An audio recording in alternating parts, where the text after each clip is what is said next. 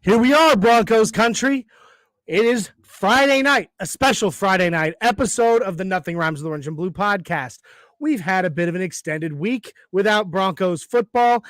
Yeah, it kind of sucks when we want to just sit down and watch our Broncos play, but hopefully, just dear God, hopefully, the injuries that we have sustained, we can get a few of them back with an extended time frame between games. Monday Night Football on the road against the Los Angeles Chargers. We're going to get ready to talk about it. We have a super special guest for you guys. Let's get it.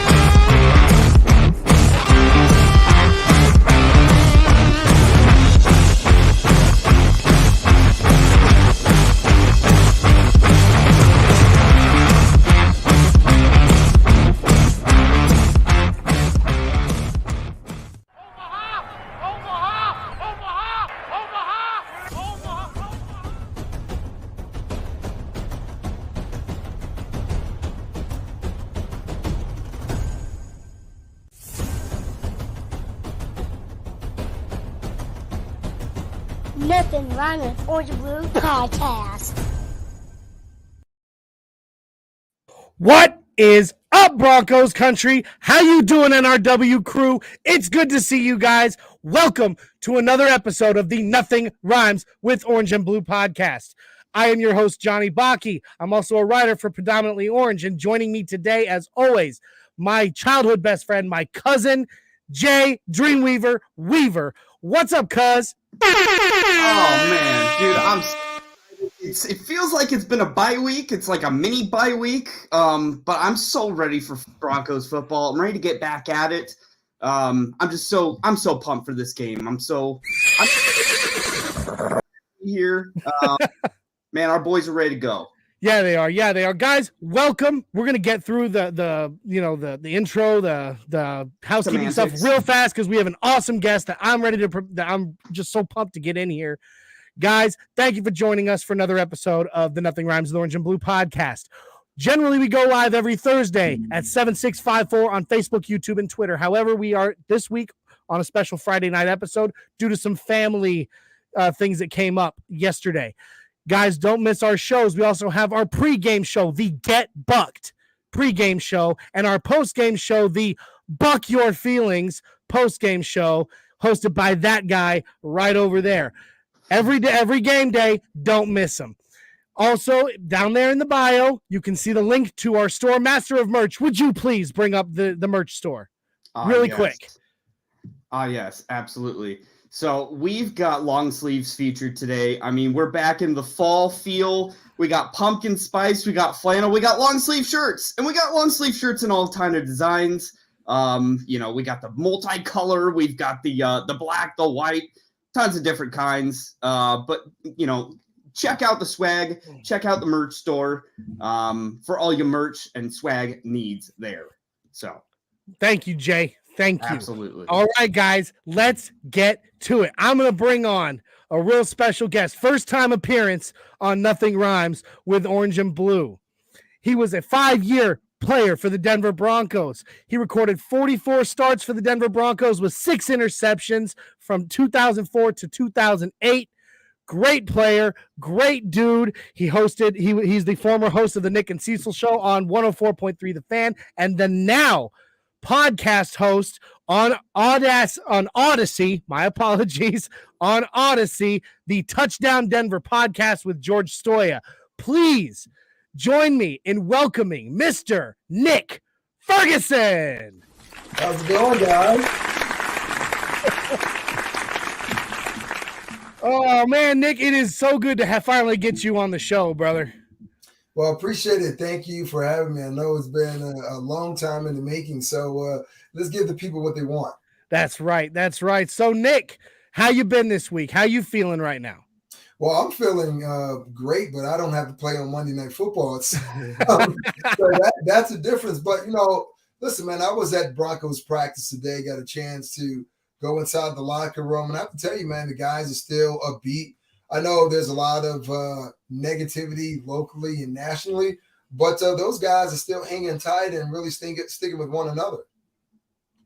That's good to hear, because I mean, I know that the fan base, we're struggling with it a little bit, and I mean, and rightfully so. We haven't seen what we expected, but it's good to know from a firsthand source that they're still feeling it, that they still know that the only direction they can go is up, and so we appreciate that. I actually wanted to ask you, as someone who played for as many years as you did, what was it like playing on Monday Night Football? Like, I mean, we got that Monday night game coming up. So what was it like as a player for that Monday night field? Did it feel different than any other regular game?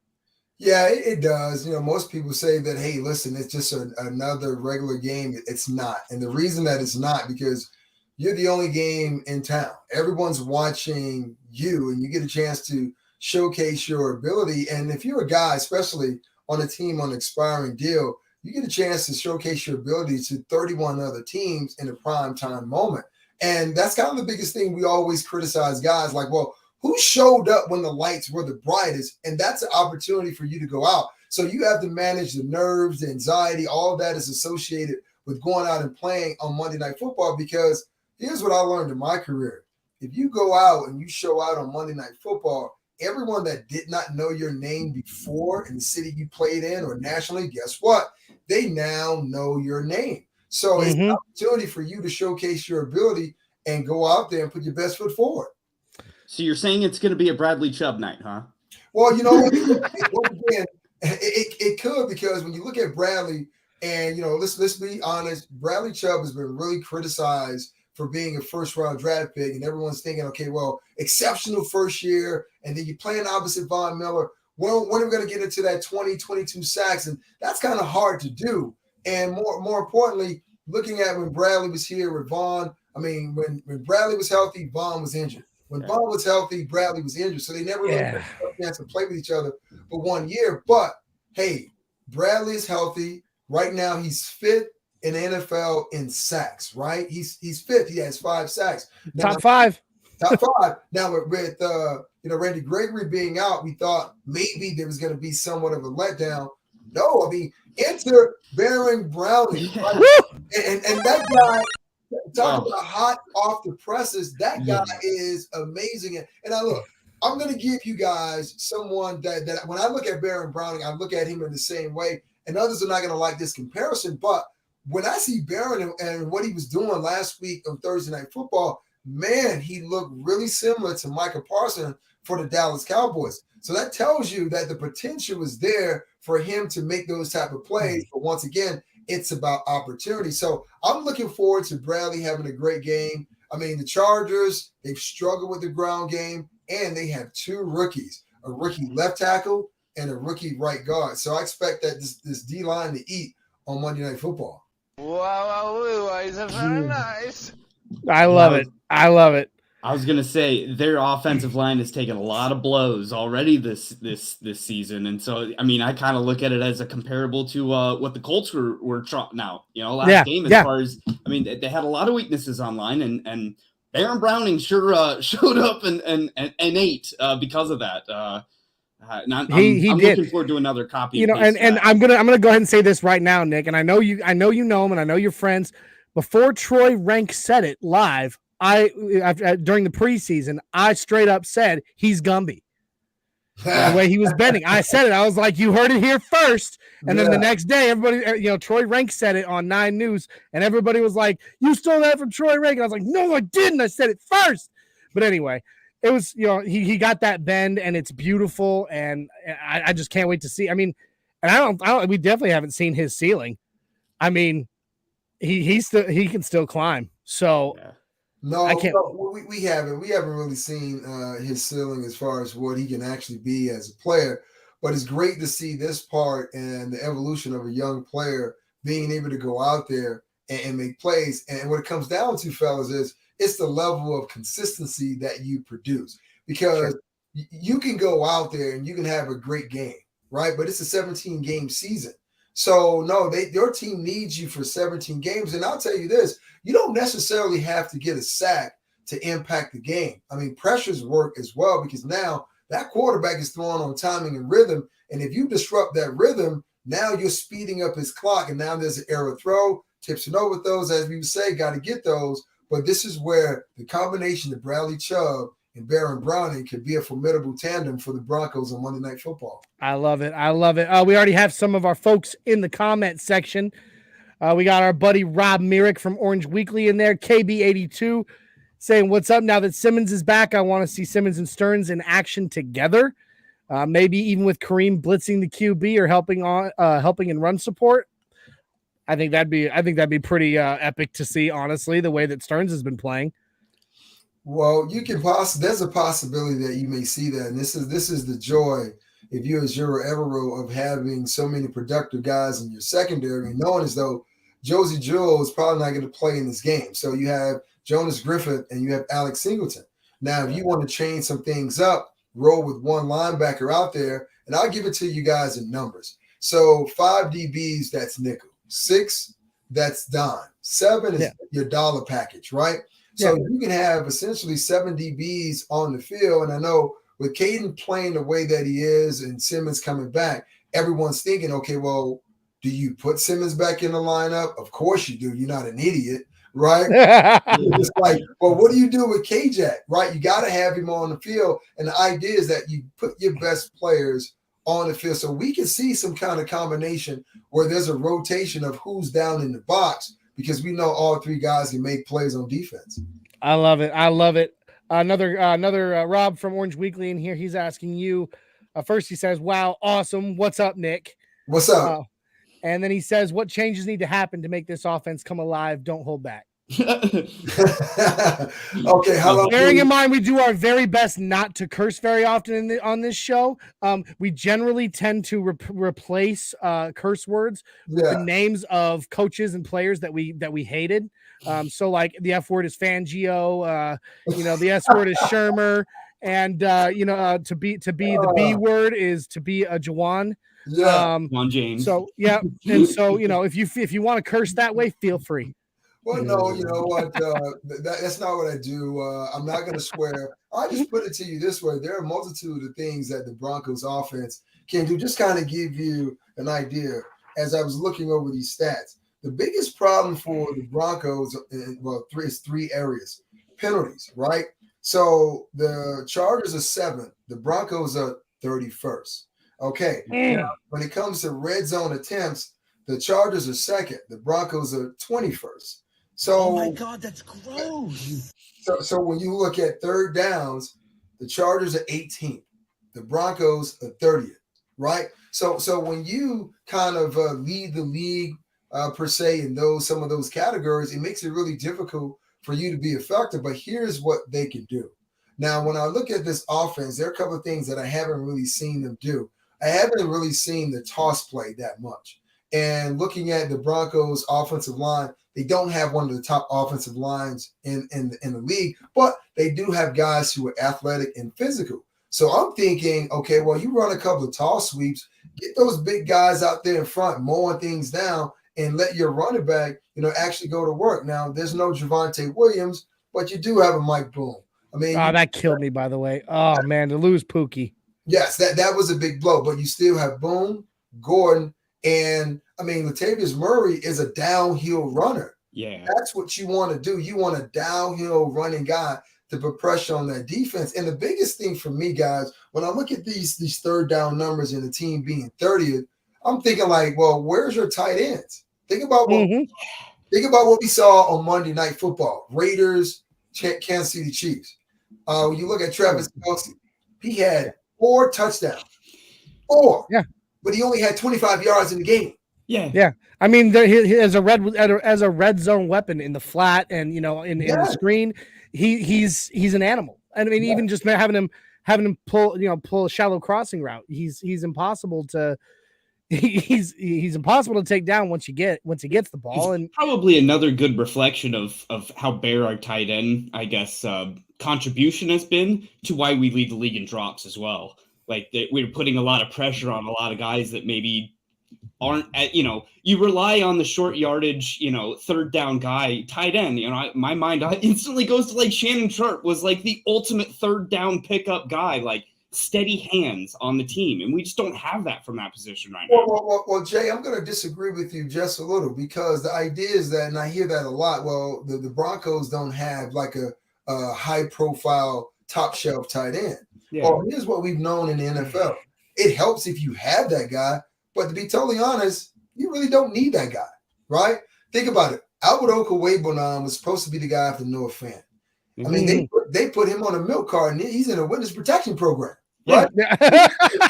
Gone. That was glorious. Thank you. Let's be totally honest. It's not to throw shade on him, but he hasn't earned that right to be in the lineup and get those receptions because when he is open and Russell has thrown to him, he hasn't hauled in a reception. So you do have Beck, who you still can throw him the ball, and then Eric Salbert. Hey, listen, he's no Travis Kelce or George Kittle, but he's proven that he still can catch the ball in the flat and down the seam. So if none of those other guys work, I mean, use Eric Salbert. Yeah, sure. I mean, we still have yet to see Greg Dulcich, who has been touted as a as possibly being isn't that super hard to get acclimated as a rookie, regardless of injury? I mean, isn't he kind of behind the 8 ball right out of the gate, like just being injured for as long as he has been? Well, Jay.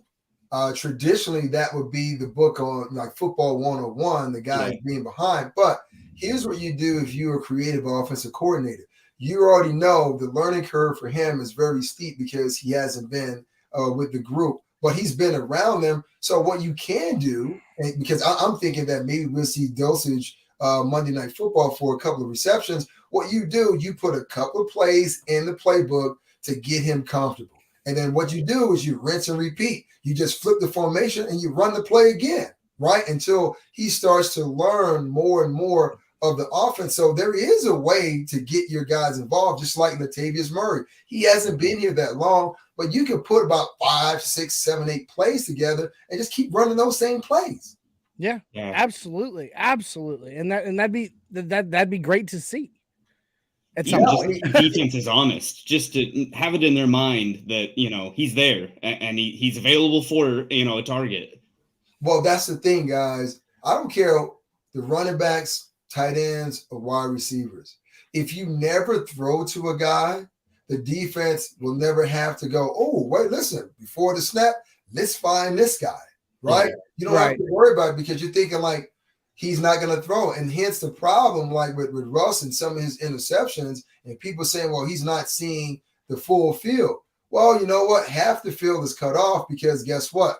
The one guy he truly trusts is number 14, Cortland Sutton. So now the defense knows that. So you got to give them other things that they can think about. And listen, I get it. Even if you throw a 5-yard pass in the flat, it's not an explosive play, but guess what?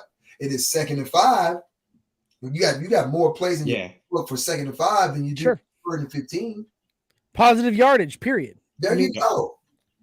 Granted, we don't want to see all this throwing short of the sticks all the time like we did last season. But at the same time, if you're getting positive yardage, make it a 3rd and short. Make it a 3rd and short. At least it's more manageable than 3rd and 8. Okay, listen, John. I get that. No one wants that because guess what? Football fans have become like baseball fans. What do I mean by that? Everyone loves the home run, right? No one wants to play, the short game, just get guys on base and move around. No one wants that. But when you think about what football is, it is staying ahead of the chains and converting first downs. Check downs equal first downs, and first downs equal touchdowns. So to me, you got to get it however you can get it, right? Yeah. The occasional deep ball, hey, you'll take it. But if you have to stay above the chains and the defense still cannot stop you throwing those check downs, why do anything different? Yeah. Well, Nick Ferguson just surgically removed my foot from my mouth, so that was fun. All right, fine. We got some more commenters in here for you, Nick. We got a 6'10" Mexican, Adon Diaz, saying, "Yo, what's up, Nick? What's up, We Don? got KB82 coming back. Hell yeah, Nick Ferguson posted it to Twitter. Love it. He also says before Browning got hurt Thursday, he was killing it. I think it's Browning's coming out party this week. I mean, I know you probably agree, Nick. Yeah, I think it is. Why not? I mean, he showed everyone what he can do on Thursday night. And think about this. I mean, the one guy for the Colts who was really happy when Barron had to go out of the game because of his wrist was Matt Ryan, because he was under the rest the entire time. And think about it. If you go back and watch, that overtime when Browning left the game, that was when Matt Ryan was finally able to get in rhythm and move the ball down the field. Other than that, it was a nightmare for him. But Baron Browning he's really showing people what he's capable of. And I know, George Payton, he's taking a lot of blows in the public as well. But when you look at some of his draft picks and how well they played, I mean, and if you wanted to, we can have that discussion. If you were to compare it to his heir apparent and John Elway, well, I would say George Payton is winning that battle because he has more of his free agents and his draft picks being more productive. Oh, yeah. And still on the team. Yeah. I mean, that's a big step in itself. Yeah. Where's Carlos Henderson right now? Yeah, good question. I don't think I know. Jay, do you have anything you want to ask? Yeah, you've been so many different facets in your life, Nick, and I mean, I'm a Broncos, content junkie. I love, I subscribe to every single podcast I can, Broncos related. I listen to as much as I can. Although he didn't know about your podcast until I told him, Nick. It's being added right now, though. I mean, seriously, though, the more the merrier on that. Yes, but I mean, coming from your time as a coach and being in the 49ers organization, we talk so much right now about how there's negative feelings from the fan base and from the media and how hard it has been on our new coaching staff. What do you think this game is prime time? We kind of say like the lights are on for players. Well, the lights are on for coaches as well. Do you think this could be a game that, we don't have to mention any sort of game management issue or any sort of coaching snafu? Like, what's your outlook from a coaching standpoint? Well, I'll tell you this, managing the game is so important. That comes with experience, knowing exactly when to do the right thing. I mean, case in point, look at Brandon Staley. I mean, he's going forward and fourth down no matter what. Yeah. And the basic rule of thumb from a coaching standpoint, okay, well, you use your gut feeling. Now, Brandon Staley and some other coaches may not look at it that way because they rely so much, and we've seen this a lot in the NFL as of late, especially a lot of these hotshot young coaches, they rely on analytics too much. And, I mean, you see it, have you go with your gut feeling, and you go with it. And the rule of thumb is if you are backed up, and we know this from a defensive standpoint, that's an opportunity for the offense to take the shot. That's a free play because they can advance the ball 30, 40 yards if they throw it in the air and there is some kind of pass interference. Now, once you get to the 40-yard line and you get to midfield, and that's when teams are like, well, you know what? If we want to go for a fake punt, we can, because right now we are at midfield. But also, how many coaches, and Brandon Staley has been guilty of this, and some other coaches, they'll try to go for fourth down backed up in their own territory. It's like that makes absolutely no sense, because if you don't convert it, you set the other opposing offense up a great field position. So when I look at things and how they work out on Monday, you never really know, but there are some golden rule types of things that you should already be aware of as a coach, and you have to be thinking. Once again, being around Kyle Shanahan, being around Mike Shanahan, being around Bill Parcells, sometimes you have to think about those plays, and that's why they call it situational football before it happens. Like today in practice, right? This would have been the day, and I'm not going to tell you guys everything that happened in practice, but to give you an idea of what it's like or what it should happen under head coach, each day you prepare for something, right? Maybe it's third down, short yardage, and things like that.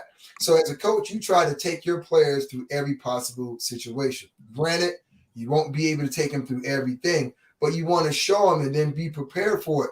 Give you guys an idea. When I played for the Broncos, we beat the Buffalo Bills by kicking a game-winning field goal with like 2 seconds on the clock, right?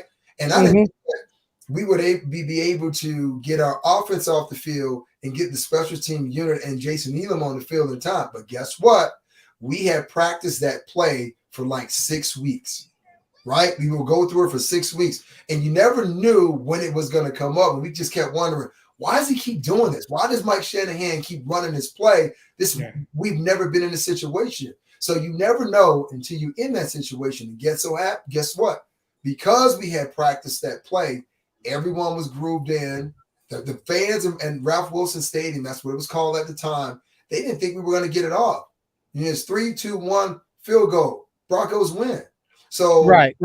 Yeah, with Hackett, this is what you have to do. You have to try to prepare your guys. But once again, you as a coach have to understand situational football. Yeah. And that seems to have been a bit of a struggle for them. Just kind of hoping that they can figure it out, though. Like you said, it all comes with experience. But I mean, how long, in your opinion, Nick, how long do we as fans have to be patient for them to figure it out? Well, I'll say this. Hopefully they figure it out by this game. Worst case scenario, they're going to have a bye in a couple of weeks. They come back from the bye. They're able to regroup. But I understand it from a fan standpoint. And here's why. When the Broncos acquired Russell Wilson, the expectations went out of the roof, right? Yes, because it did. Everyone was told, hey, listen, this team is one quarterback away. You get your quarterback off and running. Manning 2.0. That's right. We haven't seen that yet because once again, Hackett and Russ, they don't really know each other. They know of one another, but then you got to build a system for your quarterback. And also, by the way, your receivers, your offensive line, those guys have to be grooved in at the same time. And I'll tell you this, when Kyle Shanahan took over as the OC with the Falcons, the first year, both he and Matt Ryan bumped heads. Matt Ryan wanted to throw the ball more. Kyle wanted a little more balance, right? Mm-hmm. Kyle told Matt, he said, look, just hang with me, buy into what I'm trying to get you to do, and you'll be the MVP of this league. The following year, what happened? Matt Ryan was MVP. That's right. And where did they end up? Where did the Falcons end up? You remember? They ended up at the Super Bowl. Yeah. Granted, everybody still remembers, 27-3, but yes. But once again, you have to get that buy-in. And Matt Ryan, who's in the new system in Indy, guess what he's doing? He is struggling. Yep. Right. Yeah. So here's another thing I'll give to you guys. Now, when Peyton Manning was acquired by the Broncos, everyone went nuts. Everyone went, hey, Super Bowl, right? Yeah. So, do you guys know what happened with Peyton Manning when he was trying to understand and orchestrate Gary Kubiak's offense? Guess what? We sucked for the first 4 games, if I remember right. There you go. Terrible. Guess what? No one really talks about that, right? True. And that proves that, hey, you may have an experienced quarterback, and they may be a future Hall of Famer, but they're learning a new system. So they're going to struggle. And what did Gary Kubiak decided to do? Enough of this. We're going to have to take some of the same route combinations, runs, or whatever from the Colts and implement it. And then what happened? Do you remember? The game in Arrowhead. We opened up. Yeah. Game in Arrowhead. There you go. So we opened up and it was a record-breaking season. That's right. So what we're seeing with Russell isn't uncommon in the NFL, but certain fans are listening to the wrong people. They're being force-fed the wrong information. They're not really thinking about the things the way that I just described. Because once again, Peyton Manning is a smart guy. He brilliant. He's the toughest quarterback I've ever played against. But once again, even the great Peyton Manning had his issues. Sure.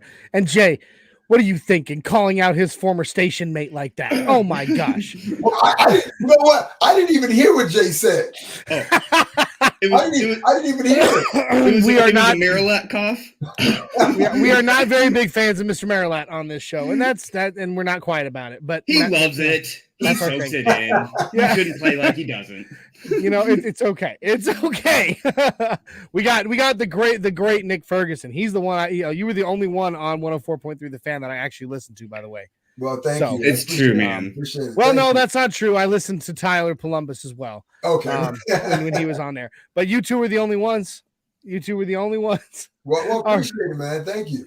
Well, of course. Dude, I said this multiple times, man. You're a man of the people. I've seen you on so many different podcasts, and man, I can't give you enough kudos for that, because I mean, like, and this was going to be another question I had, is like, you have such a unique perspective of the NFL as a coach, as a player, and now as a media member. Like, what makes the Broncos different than other fan bases in this regard? Is every other fan base, like, I don't know, as nuts as this is on Twitter and podcasts and just the vibe of the atmosphere?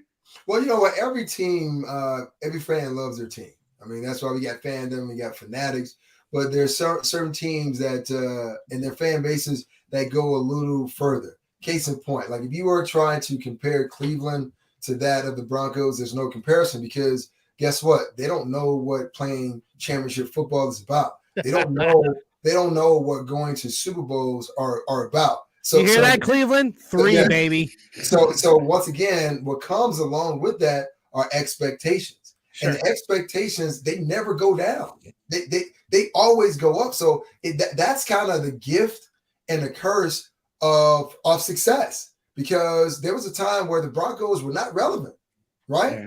And then all of a sudden, when they became relevant, winning Super Bowls and playoff appearance and Hall of Fame players and Pro Bowl players, that number goes up. So it doesn't make a difference what guy you are, where you came from, what position you play, or what coach or what GM. The expectations are always high. So that's why so many of Broncos countries are upset, because they set that bar high.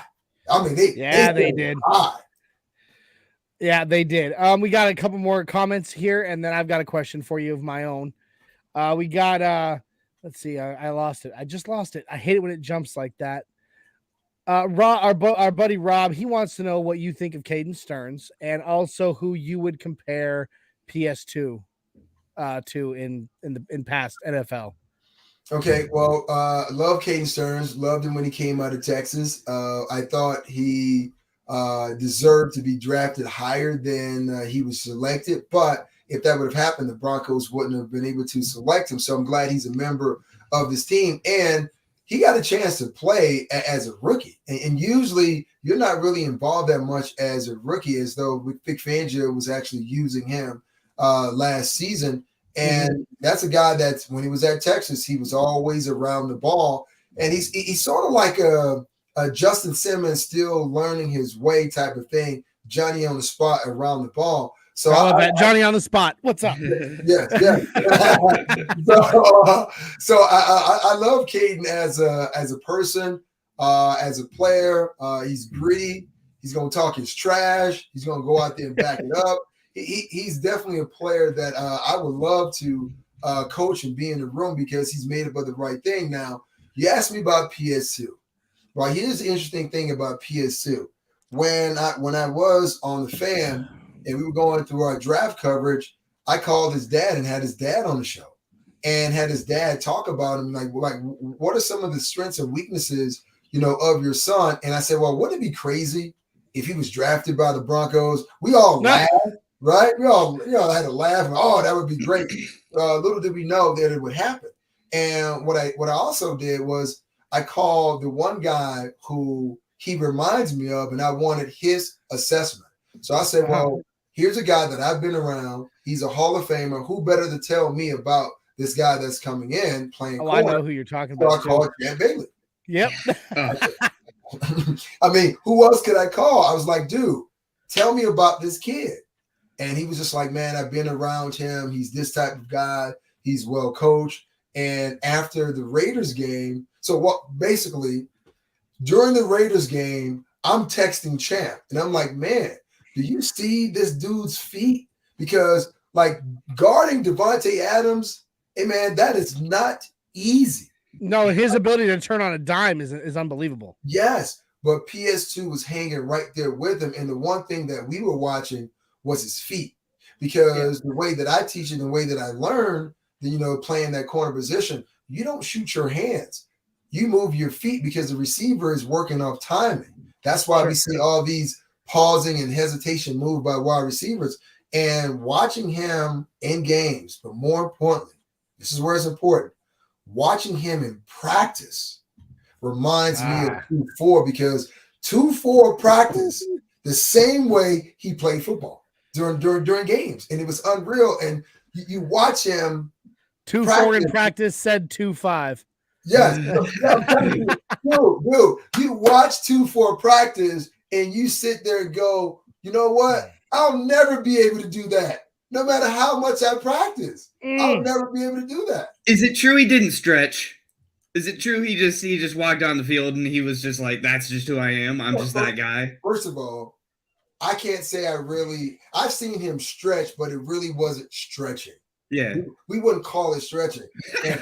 And as far as lifting weights, Oh, yeah. Nope. That's great. Listen. I feel free. I believe I can tell you guys this story. So we would always have to lift weights, right? Uh-huh. And, I was one of those guys, I'm in there about an hour and a half, right? Not Champ. Champ would come in, he'd set up the weights on the chest press, do one weight, one little press, look around, move on to the next one, do a little look around, right? Now, he would get through his workouts, but he would only do one rep of each thing. And then Jay, he was you in high school. Yeah, but my first name ain't Champ, and I don't act like a champ either. My gosh. Yeah, but that dude, let me tell you, that dude was special. Yeah. He was listen, there are certain guys who I say that they were made in a factory, right? They just absolutely. Yeah. Right. So Adrian Peterson, made in the factory. Yep. Terrell Owens, made in the factory. Right. Champ Bailey, made in the factory. And you played against T.O., so you know. Yes. And look, man, those dudes were made in the factory and they just had a God-given ability. But once again, I see that in PS2. That's great. And that's one guy. 2-4 is one guy I would give anything to get on this show.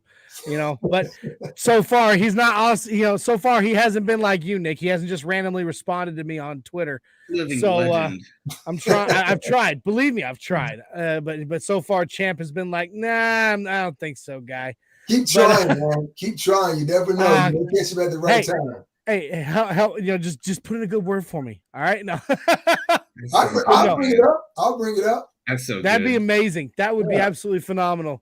But anyway, all right. So now, one more question from the comments, and then I want to ask you the question I'm gonna bring up. I'm gonna bring up our buddy.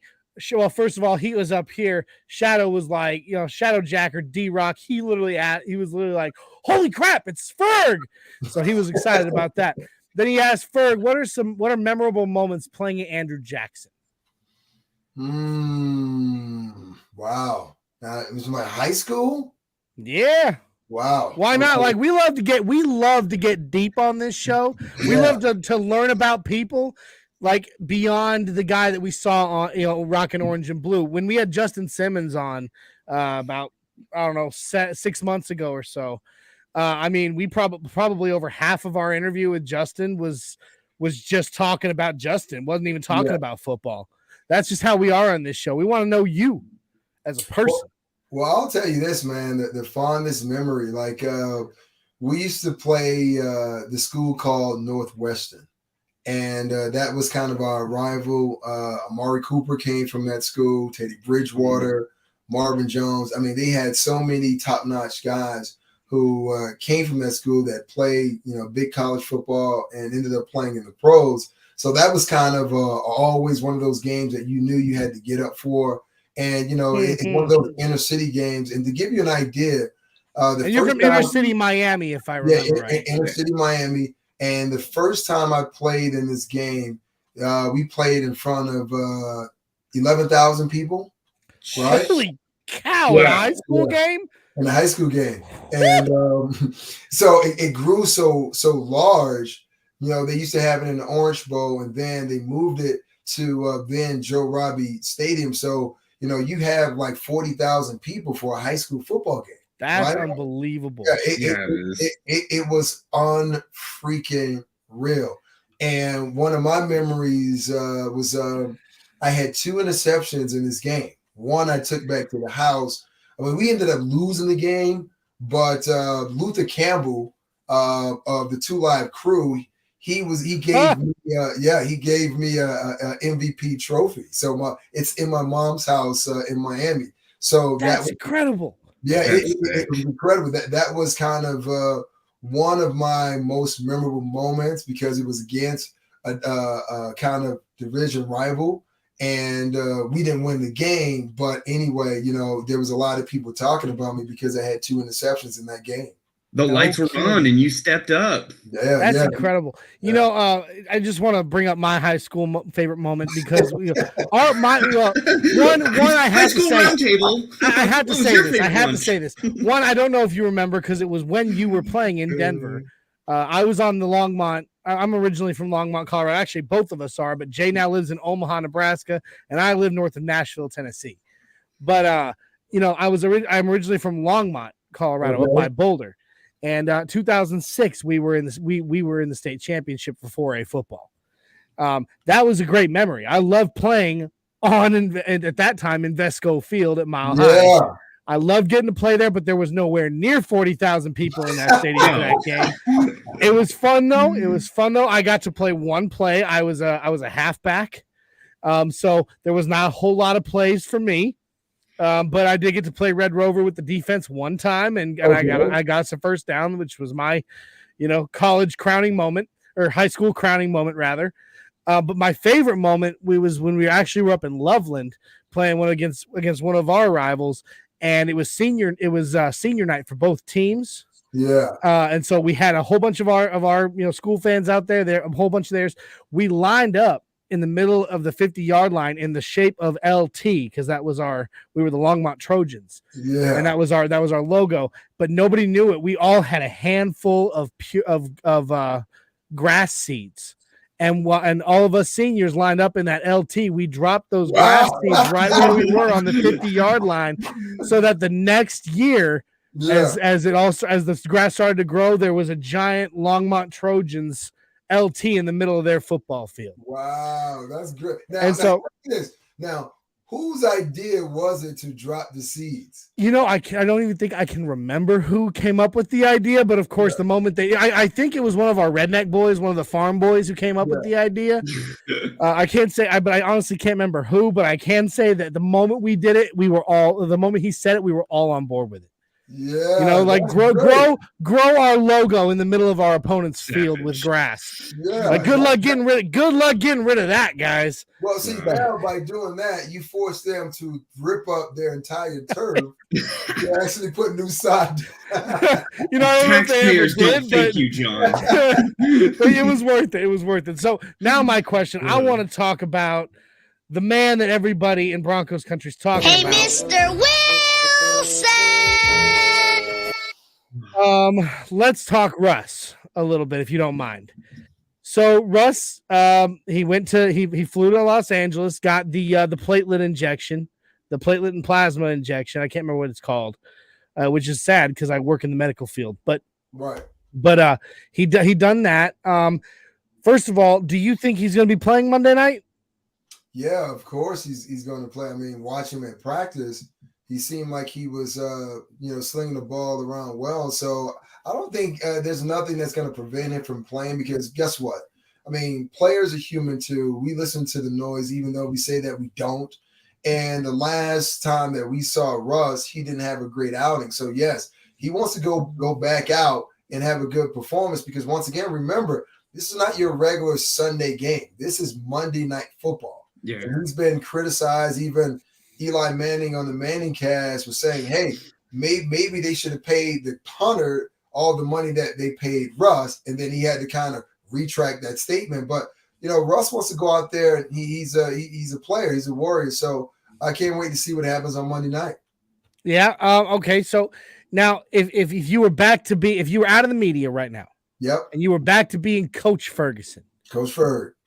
And you flopped sides for whatever reason, and you were coaching the offense. And let's just say for sake of argument, for 1 minute you were the offensive coordinator. Okay. Calling the plays. What change? What would you do with Russ right now? Like, is there something you would do different? Is there something you'd set up, or would you sit him down, or what would you do with Russ right now, given what we've seen? Well, first and foremost, understanding where we are or the Broncos are with their offensive line. For me, I got to get him outside the pocket. Russ is not your traditional pocket passer. Can he pass from the pocket? Yes, he can. He's proven that. But the idea is to accentuate his skill set.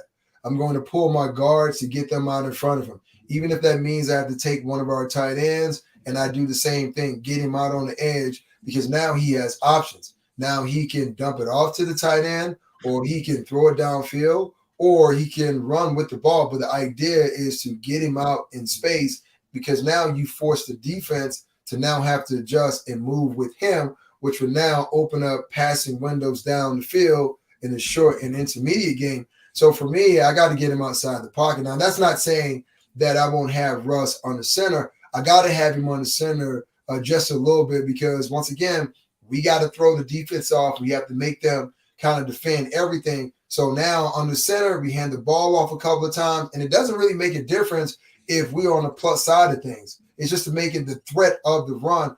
Now we can run the boot keep game, right? Sure. If we don't do that, now you make it easier for the defense to defend you, because you go in shotgun. I think we can say, well, 50-50, that's pass or run. And if you hand it off to the running back, that's great for us because he's in the shotgun. It's going to take him 3 to 4 yards to get to the line of scrimmage. So what I want to do, I want to get him outside the pocket. I want to get him some easy throws. Also, I want to get him some half-field throws, right? Mm-hmm. And basically what I mean by that is if a defense is playing cover 3, one middle safety, 2 corners outside who have responsibility for the thirds. The way you attack cover 3, you attack it with levels. You get a vertical route, you get a corner route, and you get a flat route, right? And sure. You're putting pressure on that side of the defense to, 1, communicate, and then 2, execute, right? Absolutely. The progression of reads are right there. And guess what?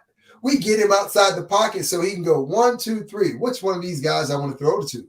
And that's what I would do for Russ. He can make it through his whole progression. Yes, because it's in front of it. Right, absolutely. And that's fantastic. Can we please stop playing, going run from shotgun in the red zone though? Like, for the love of God, what are we thinking? Why? Where is this coming from? And who in God's name thought that this is a good idea when you're at 2nd and 1, or you're at 2nd and goal on the 1 yard line to run from shotgun? Who? Well, Johnny, there is a person who believes in it. So after the game, on that Thursday night game, I did Broncos post-game live with Noshawn Moreno, and he and I were arguing about this. I'm like, dude, right? It is 4th and 1. The clock is not against you, right? All you need is 1 freaking yard. Yeah. Because you score a touchdown, the game is over, right? Mm-hmm. And he's like, well, no, they call a great play with the shotgun because, hey, I was in a lot of those situations with Peyton Manning. I was like, you know why? Because Peyton Manning being on the center doesn't fit well with him, because they knew that it was going to be a handoff because he could not run. Yeah. So they have to sit you in the shotgun to give him an opportunity, right? Absolutely. So I'm like, no, Sean, it doesn't work, because all you need is 1 yard. And let me give you my 4th down and 1 play, a 4th and goal play. I take my quarterback, right? I put him under center. even if here's the first play. Quarterback on the center. Let's say my back is offset. I take my tight end off the ball and maybe red, blue, yellow, bandit. Now he comes in motion. The center snaps the ball. I go to dive forward. So now I got my running back and my tight end pushing me forward, almost like the Bush push. Yeah. Right? Aha, I like that. Because all you need is 1 yard. Now, if we're talking 2 yards, now that's entirely different. But we're talking about 1 stinking yard. Couple feet. 1 feet. Yeah. It's 3 feet. It's 3 feet. You can do this. Yes. Yes. And think about it, guys. If your offensive line can't move the defense just 1 yard so you can pick up that 1 yard, guess what? You're in trouble anyway.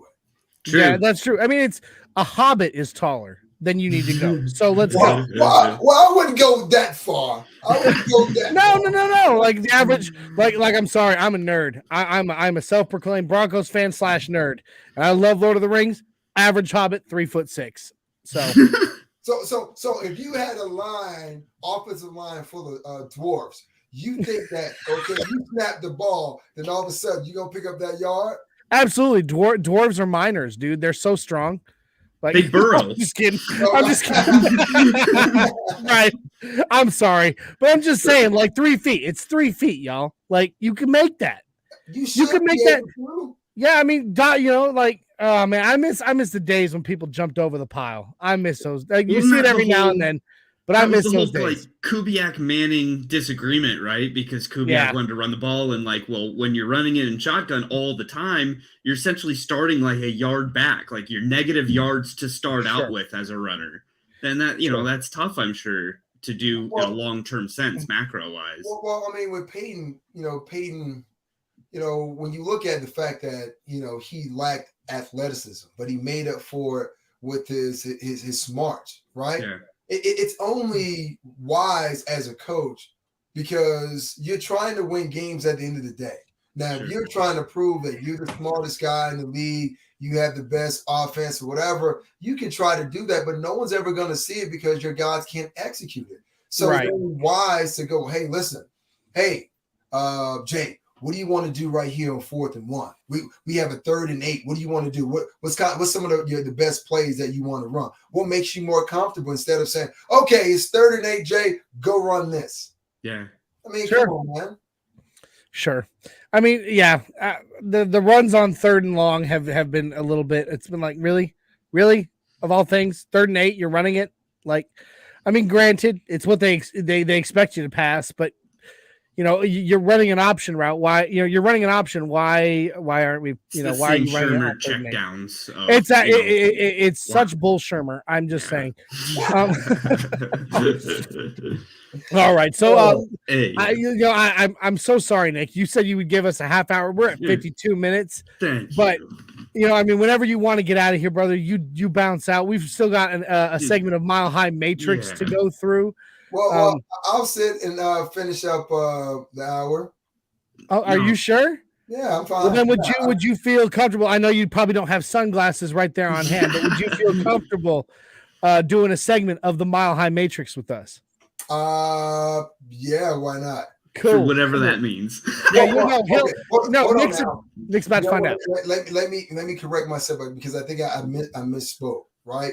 So I probably will not be able to do that, but I still have about 8 minutes to go. No. Mile High Matrix isn't going to take long. I promise you. It's part of this. Yeah. So for all of you out there that what we're about to do, Nick's about to find out. Guys, let's enter the Mile High Matrix.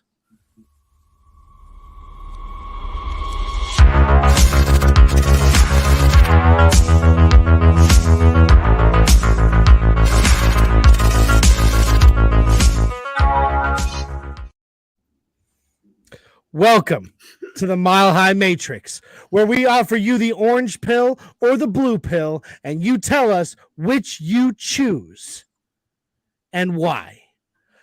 Hey guys, let's do this. All right, Jay, can you? So Nick, basically, what the Mile High Matrix is, it's kind of like Would You Rather. Okay. You know, but we This or got the that. orange, but you're like Morpheus in the Matrix. We're offering you the orange pill or the blue pill. You choose which pill you take, and you explain it to us why you made that choice. Okay. So, Jay, you want to go ahead and give us your Mile High Matrix for today? Absolutely. I got a real easy, simple one here. We got a blue pill, which is on Monday night. We're going to lose, but we're going to put up more than 30 points. Our offense is going to be rocking and rolling, and all doubt is going to be squashed because we're going to see the product churning and burning. But we take the L. Orange pill, we squeeze the W out 10-7. It's another stinker of a national televised game, but hey, we get the W. Orange. Ooh, I like that choice. Yeah. So, Nick, would you give us? Would you take the orange pill or would you take the blue pill, my friend? You know what? In this case, as bad as this might sound, I'm gonna take the W. Right? The blue pill. Because now, if we take the L, well, with what Jay presented, now we're 2-4, right? And now fans are they're not gonna think about the points that was scored and how the team got better. They're gonna criticize the team even more. But tight game, you win the game. Now you 3-3. You have one game on the Chargers. I'll take that one. Okay, that's fair. I have to say I agree with Nick. Absolutely, I'm quickly swallowing that blue pill because I don't want it to the chance to expire. I want us to get that W. It'd be great to see them cook, but I'd rather see us get a W than anything because hey, ultimately they're gonna figure it out eventually, and I'd rather do it when we can possibly. I'd rather us do it closer to when we could possibly have the wild card to do it in. Yeah. So let's get that W. Take the blue pill. Take Totally the W. Totally That's fair. right.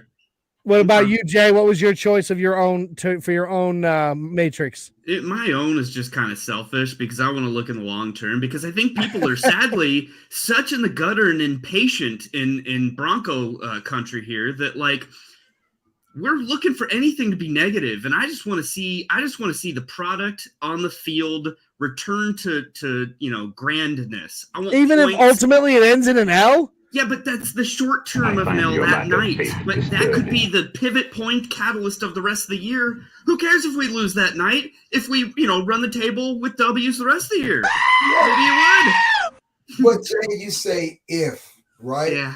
So the thing is, you need momentum for that to happen, right? Yeah. Think about what's happening right now. The Broncos as a team, they lead the league in injured players, right? Yeah. So if the team were to struggle and it's a close, tight game and they squeak it out, it's just like, oh, you know what? We had all these players injured. Russ is dealing with this lat issue. They still were able to win. And once again, you're still keeping yourself in the race. You don't want to fall behind in the division race. So if you have to win ugly first and notch that win, that can help you later on in the back end where the schedule is going to get a lot tougher. Give me the freaking W.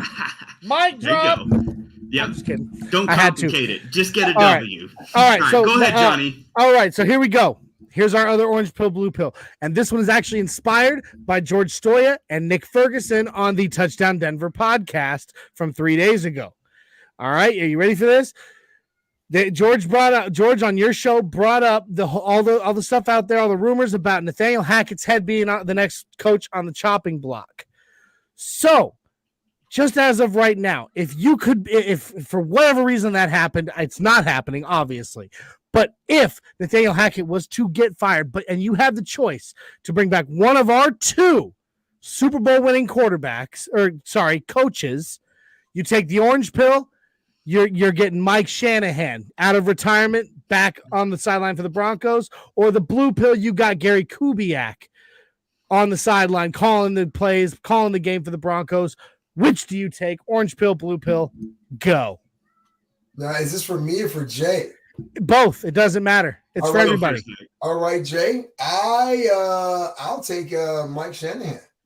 Right? All right. Yeah. All right. Because either way, you're getting a version of his offense. So why don't I get the master? It's almost like a Jedi. You want the apprentice or you want the Jedi master? I want the freaking Jedi master, right? Yeah. I want the guy who's the architect. The guy. Think about this. Okay.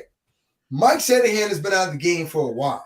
Mike Shanahan is a consultant for a lot of teams that people really don't know, right? Mm-hmm. And guess what? You got Kyle, you got Zach Taylor, you got Matt LaFleur, Mike LaFleur, Sean McVay, Kevin O'Donnell, all of these Mike Shanahan disciples, right? And absolutely. I would even toss in Hackett to a certain extent, even though he was around Matt LaFleur. So, yes, I want one of the guys who was the architect behind getting the run game going. And, oh, by the way, John Elway never wins a Super Bowl, let alone two, without one person. Mike Shanahan. Because he couldn't do it with Dan Reeves. So, yeah, give me Mike freaking Shanahan. Woo! I love it. Jay, go. No, same exact thing. I mean, for all those reasons and more. And I mean, my gosh, I would salivate at the idea of any Shanahan, let alone Mike, the head, having Russell Wilson as their quarterback. I would just, unlocked potential. Russell Wilson is tailor-made for that system. His skill set. Oh, man, it just... The bootleg would be on steroids. There it is. So as it appears, everybody unanimously across the board takes the orange pill. Mike Shanahan would be the next out of retirement coach for the Denver Broncos. That would be fun. Let's go ahead and unplug from the Matrix real quick, and we'll get poor Nick out of here. Give us 1 second. We're gonna get out of the Matrix real fast.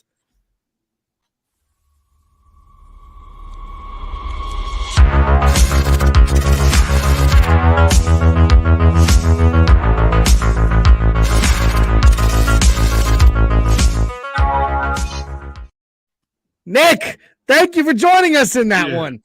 Hey, appreciate it, man. Thank you so much. It's a fun little kind of scenario game we play, but we love doing it.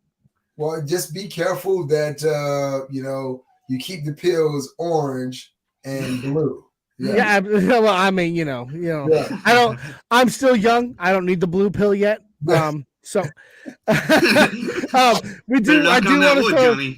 Yeah, well, hey, Jay, you and I both have 3 kids each. We do not need the blue pill yet. This is true. And Nick, I just want to give a shout out to our buddy here, Ty White Tunis. He's one of our biggest fans on the show. He came to the show late, but he did say he has your jersey, and he does not understand how you went undrafted out of GT. Well, you know what? There's a lot of things that kind of led to that, but the one thing I guess that I'm really upset about was just the fact that I missed my Pro Bowl voting. Right? Mm-hmm. Yeah, I didn't get my Pro Bowl nod, and that was something till this day I'm still upset about it because I did everything that I needed to do on the field. But at the time, you think about the safeties that were playing. It made it really difficult. John Lynch was a guy I played with. God, I love John Lynch. Yeah, you had Troy Polamalu and you had Ed Reed, right? Yeah. But I still feel as though if you go back and look at my numbers were good enough to get me into a Pro Bowl. It didn't, and I'm still sour grapes about that. Well, you know what? You're Pro Bowl in our hearts. All right, we love you, Nick. Yeah, man. And thank you for joining us. Please tell the boss, i.e., your wife, thank you for giving giving us part of your evening. Thank you so much. And I hope your children are doing well. That you got some beautiful kids, and we thank you for joining us. I do want to say I'm absolutely jealous of that Color Rush helmet behind you. Oh. I've been trying to get my hands on one for a while, and I can't seem to get my hands on one. So eventually, but man. But hey, Nick, it's been an absolute honor and pleasure having you on NRWOB. We thank you for it. Appreciate it. I'm sure we get a chance to do it again. And I'll say this. I am looking forward to Monday Night Football and watching the team bounce back. But also, side note, what I'm looking for this weekend, obviously, is college football. A lot of big games. Alabama has a big game against Tennessee. Penn State has a big game against Michigan. So a lot of those games have implications for a college football playoff. So this is going to be a great sports weekend. The Nuggets, the Golden State Warriors. Golden State Warriors. Yep. Yeah. So then now we have playoff baseball. And playoff baseball, the Yankees are playing. Yes. The Mariners. And let us not forget the Avalanche are back. I was going to say, we just raised a banner. That's right. We just raised the Stanley Cup banner. That was beautiful and wonderful. Like we're Colorado sports except for baseball. I'm not a Rockies fan. And I'll who are? But it is what it is. It is what it is.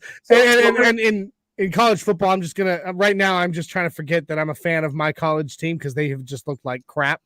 My Mizzou Tigers have absolutely just dropped it, and they can't seem to find it. It's somewhere under the couch. Yeah. Well, before we go, here's a question I have for you guys. Okay. Based on what we saw last year, no Nazem Kadri, you still have Makar, you knew Hook, all those guys, you have new goal in Gorgiev. Can this team actually run it back? Now, realistically, can they do it? I think so. 100%. We have the best defensive core in the entire league by a lot. And I feel like they're going to give a clean crease to Gorgiev or Frankie or whoever we throw back there. Yeah.